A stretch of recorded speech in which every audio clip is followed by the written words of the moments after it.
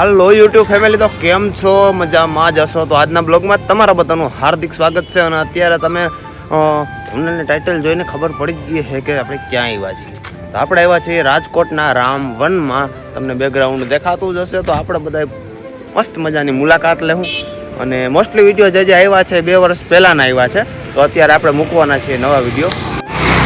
તો અત્યારે શું ડેવલપ થયું છે અને જે 2 વર્ષ પહેલાં વૃક્ષો વાવ્યા હતા એ ક્યાં પહોંચ્યા છે, કેવડા થઈ ગયા છે અને કેવી મજા આવે છે. તો અહીંયા આવવા જેવું છે કે નહીં, બધું હું તમને ડિટેલ આજે કહેવાનો છું. અહીંયા આવો એટલે પહેલાં તો તમારે ટિકિટ લઈ લેવાની છે, જે 20 રૂપિયાની ટિકિટ થશે. નાનું બાળક હોય તો 10 રૂપિયા લે છે, એટલે બહુ રિઝનેબલ છે અને રખડવાની બહુ મજા આવવાની છે. તો આપણે ચાલો નીકળીએ ને મળીએ ને બધાને આગળ નવું દેખાવું. ચાલો અંદર આવો એટલે સૌ પ્રથમ તમને એક મેપ જોવા મળી જાય છે. તમને કન્ફ્યુઝન થાય કે આમ જવું કે આમ જવું. પહેલાં આપણે મેપ જોઈ લેવાનું છે.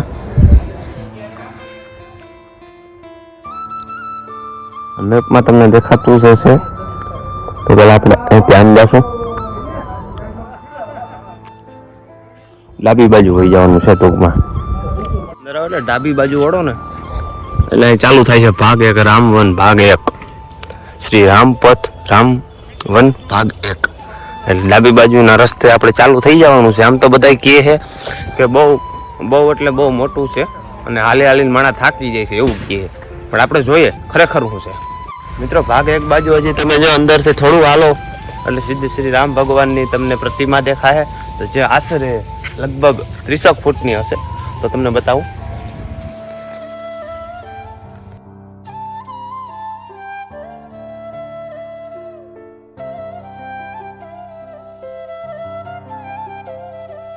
અહીંયા છે સેલ્ફી પોઈન્ટ. અહીંયાથી તમને પાછળ દેખાતું જ હશે કે આવી રીતે આપણે માણસ ફોટો ક્લિક કરી શકે છે. સરસ મજાના ફોટા ક્લિક થઈ જશે અહીંયા. આપણે પણ ફોટા ક્લિક કરી લઈએ અને પછી આપણે આગળ વધીને તમને પણ થોડો આનંદ કરાવીએ. ઠીક છે, તો ચાલો.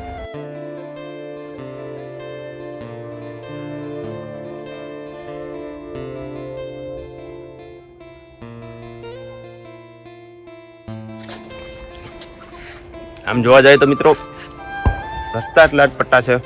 હું બની શકે એટલું તમને ફોકસ કરાવીશ અને બતાવીશ, જેમ કે રૂટ ટુ રૂટ બતાવી શકો એટલું. આમ જોવા જાવ ને તો આમથી હું આવ્યો 2 થી 3 રસ્તા એવા બની ગયા, આમ આડા ફાટા. એટલે બતાવવાની કોશિશ કરું છું, જેટલું બતાવી શકું એટલું. એમ આપણે ફૂલ ફરવાનું જ છે. તો ટોટલી બતાવીશ, તો બની રહીજો આપણે વિડીયોમાં. તો અહીંયા એક અટાણ લોકેશન છે, ટૂંકમાં ચાલુ અહીંથી થાય છે. શ્રી રામ ભગવાનની પ્રતિમા આગળ તમે જે જોઈ, અને શ્રી રામ લક્ષ્મણ જાનકી વન સ્થાપન તમે જોઈ શકો છો. જ્યારે વનમાં જતા હતા ત્યારની પ્રતિમાનું એક સ્વરૂપ બતાવ્યું છે.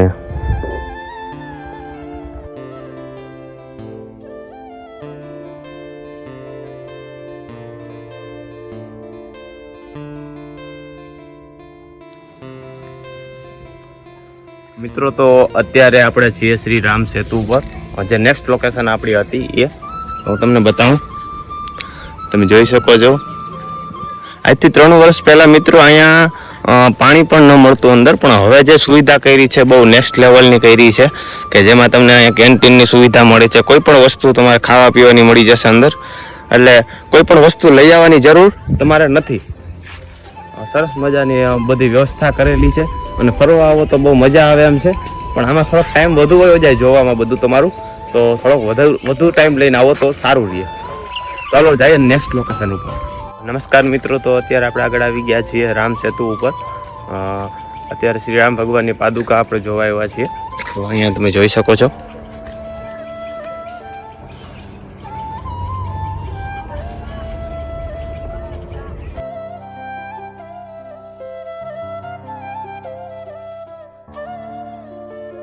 મિત્રો તમે પાછળ જે જોઈ શકો છો શ્રી રામ ભગવાન અને સીતાજી અને હરણ છે. તો એ દર્શાવે છે કે જ્યારે શ્રી રામ ભગવાન હરણની પાછળ હરણ લેવા ગયા હતા, જે સોનાનું હરણ હતું, સોનેરી હરણ હતું, તો ત્યારે શ્રી સીતાજીનું હરણ થયું હતું. તો ત્યારનું છે, તો તમને બતાવું.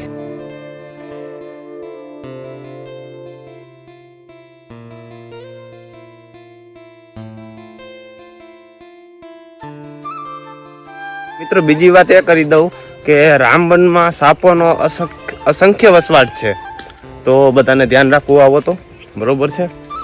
અને આમાં જીવો હોય તો ધ્યાન રાખવું જોઈએ, કેમ કે તમારી મજા સજામાં ન બદલાઈ જાય. હવે તમે જો અહીંના રસ્તા કેવા સરસ મજાના રસ્તા દર્શાવ્યા છે, ખૂબ સરસ છે, જે તમે બહુ જ મજા આવવાની છે અને બહુ મજા માણવા જેવું છે. તો જ્યારે પણ આવો તો બિલકુલ ધ્યાન રાખજો, સાપો ન શક્ય વસવાટ છે, બરોબર છે. તો મજા પણ આવશે, તમે પણ આવજો ખરી, મજા આવશે. મિત્રો, હનુમાનજીએ જે સંજીવની પર્વત ઉપાડ્યો હતો તો એનું જે પ્રદર્શન અહીં મૂકવામાં આવ્યું છે એ બતાવું તમને. શ્રી હનુમાનજીની પ્રતિમા બનાવેલી છે, સંજીવની પર્વત ઉપાડ્યો એવી રીતે.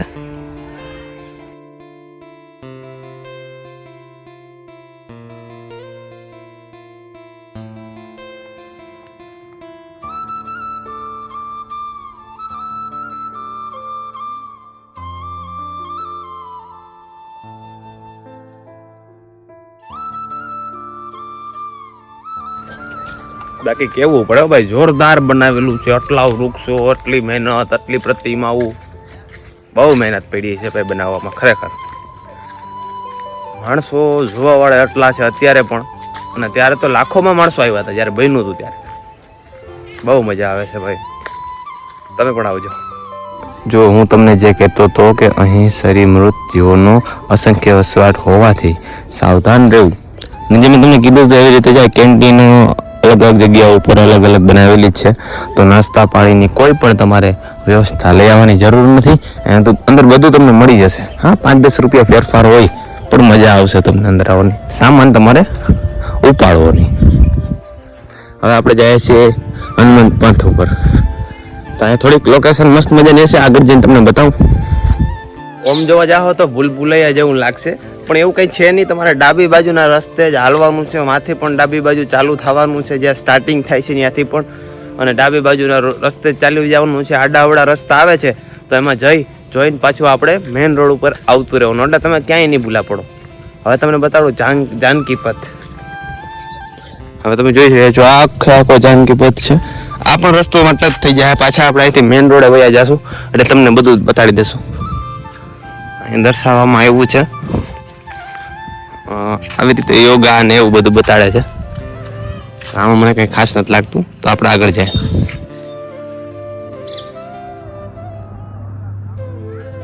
ખરેખર મિત્રો મજા આવે છે. તમે જોઈ શકો છો અહીંયા કેન્ટીન છે, સામે પાણી છે, અને પાણીની સુવિધા તો જગ્યા ઉપર છે. તમે થોડુંક હાલો એટલે કેન્ટીન ને પાણી આવે, તો બહુ મજા આવે એવું છે. તમે જોઈ શકો છો મેં પણ થોડોક નાસ્તો લઈ લીધો છે, તો નાસ્તો કરી અને પછી આગળની લોકેશન ઉપર જઈએ. હવે મિત્રો આપણે આવી ગયા નેક્સ્ટ લોકેશન ઉપર. હવે જે આવ્યા છીએ આપણે, તમે જોઈ શકો છો કે ઋષિ મુખ પર્વત કહેવાય છે. ભગવાન શ્રી રામની સુગ્રીવ સેના સાથે રાવણ યુદ્ધની ચર્ચા કરે છે. હવે તમે જોઈ શકો છો હનુમાનજી છે, સુગ્રીવજી છે, શ્રી રામ લક્ષ્મણ બધા આમાં છે.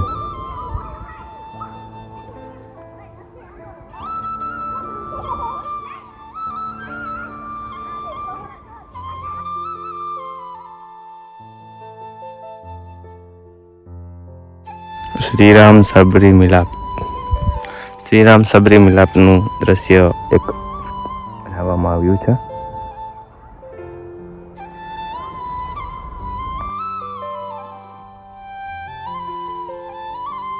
હવે એક જાનકી ચોક આવી ગયો છે ને એક તળાવ આવી ગયો છે, તો આપણે જોઈએ જાનકી ચોક અને તળાવ. તો ચાલો,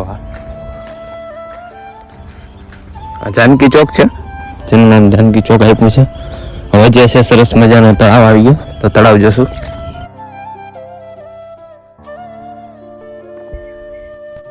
અત્યારે જે ઉભા છીએ આપણે તળાવે ઉભા છીએ, જે જાનકી ચોક ઉપર તળાવ જે છે એ તળાવનું નામ નથી ખબર, પણ અહીંયા આવી રીતે કંઈક તળાવ છે. આટલું બધું પાણી નથી, પણ લોકેશન મસ્ત છે. કંઈક આમ ઠંડુ વાતાવરણ અહીંયા થઈ ગયું છે. આમ તો અંદર થોડોક આમ તપોડો લાગતો હતો, પણ અહીંયા સારું છે. તારા આંગણિયા એ પૂછીને કોઈ આવે તો આવકારો મીઠો આપજે, કે મંગળ ઘડી મહેમાન થઈ અને મલક આંખો આવી મળે હગાવાલામાં હવ કોઈ મારા ભાઈઓ વિના નો પડે એનો દેખાય પ્રસંગ દુબળો ને ઉડે કાળા કાગડા એનો દેખાય પ્રસંગ દુબળો અને ઉડે કાળા કાગડા અરે જાજા હોય હગાય જગતમાં પણ આપડા. હવે મિત્રો લાસ્ટ લોકેશન છે જે હું તમને બતાવી દઉં, પછી આપણે આજના બ્લોગને વિરામ કરશું ને બહુ મોટો થઈ જશે. હવે મળશું નવા વિડીયો સાથે, પણ તમને એની પહેલા એક લોકેશન બતાવી દઉં.